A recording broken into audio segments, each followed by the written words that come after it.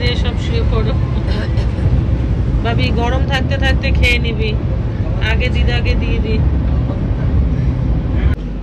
রাতের ডিনারে এনারা নিয়েছেন চিকেন। চিকেন 2 পিস করে দিয়েছে। চিকেনটা কেমন হয়েছিল? ভালো হয়নি? বাহ, কি অবস্থা! স্মৃতিশক্তি চলে যাচ্ছে কিন্তু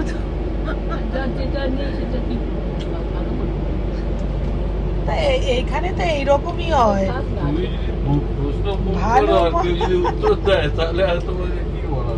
ভালো মন্দ তোর কি আছে?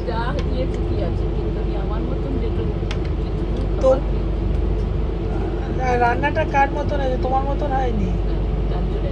তুমি কি ভাবো তো যে এখানে যারা কাজ করছে তোমার ভাই বোনরা যে তোমার মতন রান্না হবে? ভাবি তুই খাচ্ছিস, তোর কিরকম লাগছে? ভালো, ভালো হয়েছে।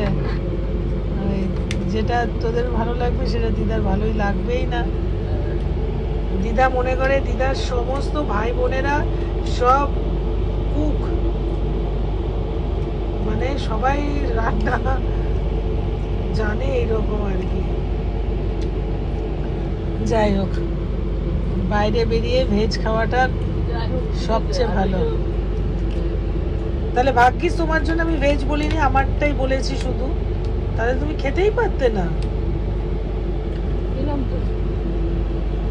খেলাম আবার কি, কেউ খেলে তো নন ভেজ খেলে, চিকেন দিয়ে তো খেলে, দুপুরবেলায় ডিম দিয়ে, রাত্রেবেলায় চিকেন দিয়ে।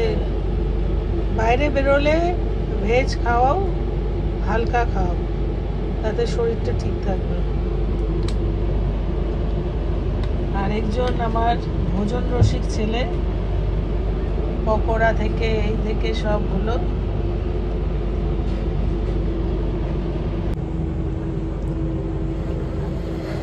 কোন স্টেশন ঠিক জানি না। সব আমরা এখন শুয়ে পড়েছি ক্লান্ত, আর সবাই ঘুমিয়ে পড়েছে। এখন সবাই রীতিমতো নাক ডেকে ঘুমাচ্ছে, আর আমি একটু বাইরের দৃশ্য দেখতে দেখতে যাচ্ছি। একদম ভোরবেলায় আমাদের ট্রেনটা হাওড়ায় পৌঁছাবে, তো তার জন্য সব শুয়ে পড়েছি তাড়াতাড়ি।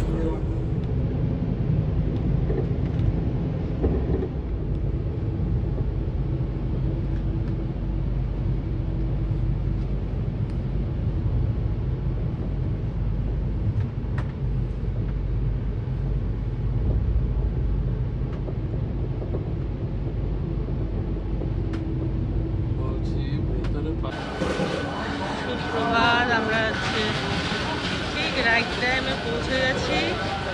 কটন ক্যান্ডি, মা সবাইকে নিয়ে আমরা নেমে পড়েছি।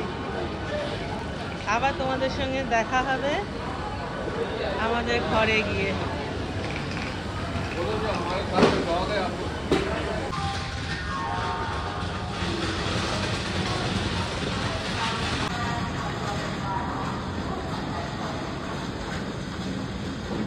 চলো কটন, চলো কটন, হাওড়া এসে গেছে, হাওড়া। চলো, ক্যান্ডু কই, ক্যান্ডু কই? ওলি বাবা, তোরা এই দিক দিয়ে চল না, সাইড দিয়ে, এইদিকে লোক বেশি।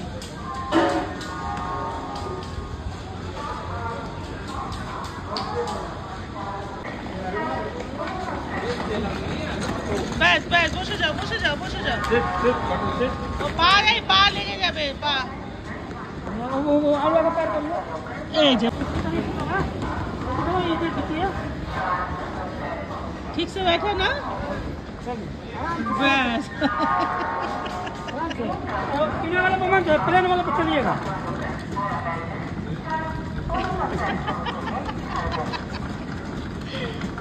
बाबा कैंडी देखছে ওকে।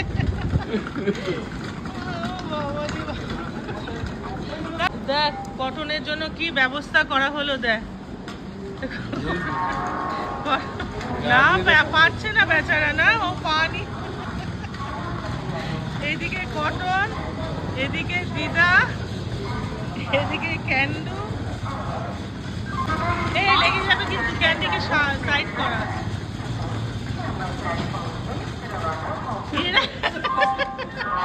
নেমে গেল তো।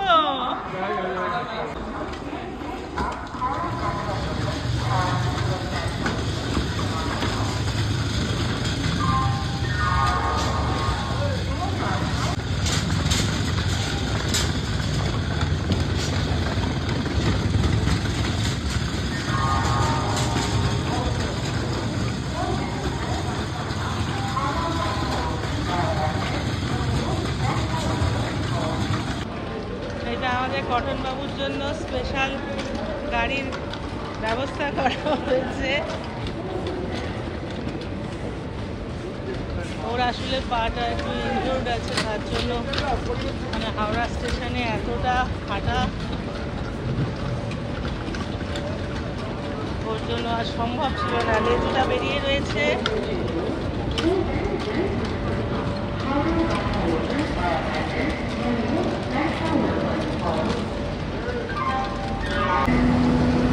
আমরা পার্কিংয়ে চলে এসেছি, আমাদের গাড়ি টাড়ি আগে থেকে বুক করা। আর এই যে ভিআইপি মানুষ যাচ্ছেন।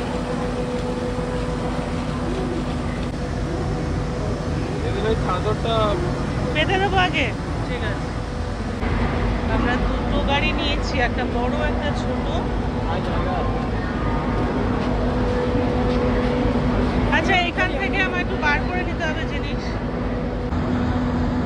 দুজনে বসে আছে, চলে এসছে। হ্যাঁ, কোথায় এসছে কটন ক্যান্ডু? দাঁড়া দাঁড়া, গাড়িতে উঠবে, গাড়িতে উঠবে এবার। দাঁড়া দাঁড়া, উঠবি তো। সরাও মাথাটা।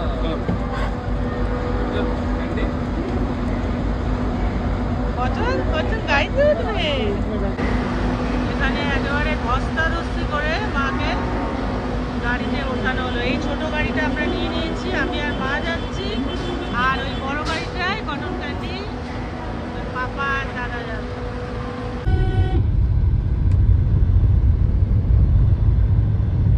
এখন তো রাস্তা ফাঁকাই পাবো।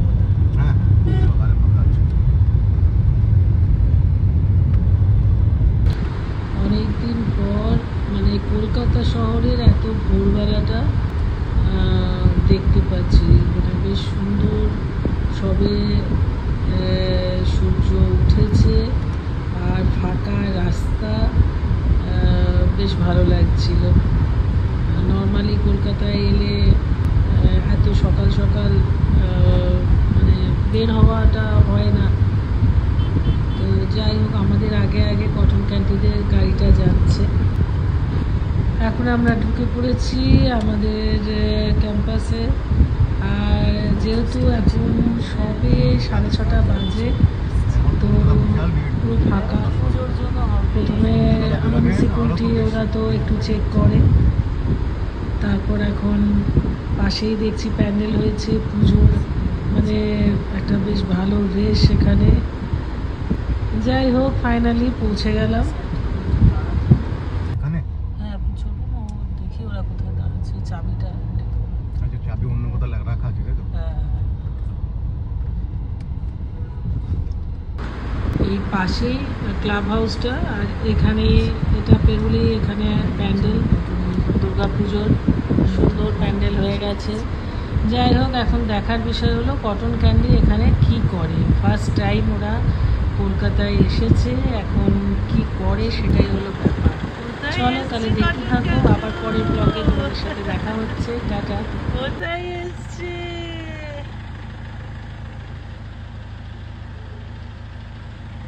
দাঁড়াও দাঁড়াও, নামবে নামবে নামবে, একটু দাঁড়াও দাঁড়াও দাঁড়াও বাবা, নামবে নামবে।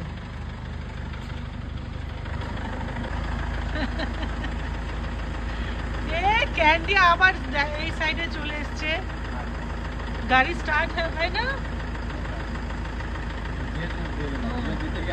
না গিয়ার দেবে না, ফট করে ওদের গিয়ারে হয়ে যায়। হ্যাঁ